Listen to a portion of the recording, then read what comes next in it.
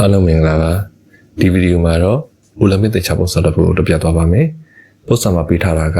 a equals cube root of 4 plus cube root of 2 plus 1လို့ပေးထားပါတယ် 3 by a plus 3 by a square plus 1 by a cube ရဲ့တန်ဖိုးကိုရှာမှာဖြစ်ပါတယ်ပထမဆုံးပေးထားတဲ့ equation ကစထုတ်ပါမယ်ပေးထားတဲ့ equation မှာဆိုရင် 4 ဆိုတာကနှစ်ထပ်နဲ့အတူတူပါပဲ equation ရဲ့ဘက်ဘက်ခြမ်းကိုညဘက်ခြမ်းကို cube root of 2 minus 1နဲ့ပြပါမယ်လက်သေးဝင်နှစ်ခုမြောက်တာနဲ့တူပါတယ်ဒုတိယလက်သေးကွင်းက x minus y နဲ့ဆင်တူပါတယ် x ဆိုတာကဒီနေရာမှာ cube root of 2နဲ့ y ဆိုတာ1ပဲဖြစ်ပါတယ် x က cube root of 2ဖြစ်တဲ့အတွက်ကြောင့်မလို့ cube root of 2 square ဆိုတာက x square နဲ့တူပါတယ်1နှစ်ထပ်က1ပဲဖြစ်တဲ့အတွက်ကြောင့်မလို့ y square က1နဲ့တူပါတယ်အလယ်မှာရှိတဲ့ cube root of 2ဆိုတာက x နဲ့ y နဲ့မြောက်ထားတဲ့တန်ဖိုးနဲ့တူပါတယ်ဒီလိုမျိုးလက်သေးကွင်းတစ်ခုမြောက်လိုက်တဲ့အခါမှာရလိုက်တဲ့တန်ဖိုးကကြတော့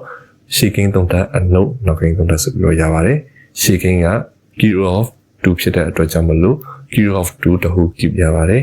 minus နောက်ကိန်းသုံးလက်က minus 1 cube ရပါတယ် equation ရဲ့ဘက်ဘက်ခြမ်းကတော့ငကူတိုင်းပါပဲဒါကိုဆက်ပြီးတော့ရှင်းမယ်ဆိုရင် equation ရဲ့ညာဘက်ခြမ်းမှာ2 minus 1ဆိုပြီးတော့ရပါတယ်နှစ်ထပ်တင်တော့တွေ့ရပါတယ်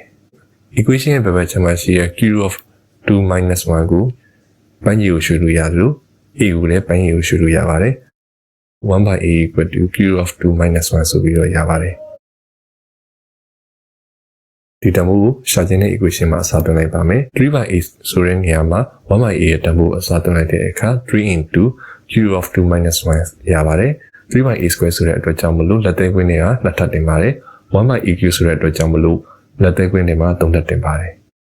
တကယ်လို့ x equal to cube root of 2လို့ယူဆလိုက်မယ်ဆိုရင်ဒီ equation မှာဆိုရင်3 into x minus 1 plus 3 into x minus 1 the whole square plus x minus 1 the whole cube ဆိုပြီးတော့ရပါတယ်လက်သေးဝင်တစ်ခုချင်းကိုဆက်ရှင်းမယ်ဆိုရင်3 into x minus 1 plus x minus 1 the whole squareက x square minus 2x plus 1ရပါတယ် x minus 1 the whole cubeက x cube minus 3 square plus 3x minus 1ဆိုပြီးရပါတယ်3ကိုသူနဲ့ဆိုင်တဲ့လက်သေးဝင်တွေကိုဝင်မြောက်လိုက်တဲ့အခါမှာ 3x minus 3 plus 3x square minus 6x plus 3နောက်ဆုံးလက်သေးကွင်းကနှစ်ခုတိုင်းပဲဖြစ်ပါတယ် plus 3x square နဲ့ minus 3x square ကြည့်ပါတယ် minus 6x က plus 3x နှစ်ခုနဲ့ကြည့်ပါတယ် minus 3နဲ့ plus 3ကြည့်ပါတယ်ဒါကြောင့်နောက်ဆုံးကျန်တာက x cube minus 1ဆိုပြီးကျန်ပါတယ် x ဆိုတာက cube root of 2ဖြစ်တဲ့အတွက်ကြောင့်မလို့ဒီတမိုးကိုပြန်အစားသွင်းလိုက်တဲ့အခါ cube root of 2 the whole cube minus 1ရပါတယ်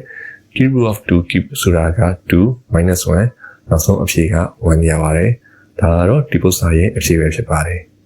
အခုလိုအဆုံးထိနားထောင်ပေးတဲ့အတွက်ကျေးဇူးတင်ပါတယ်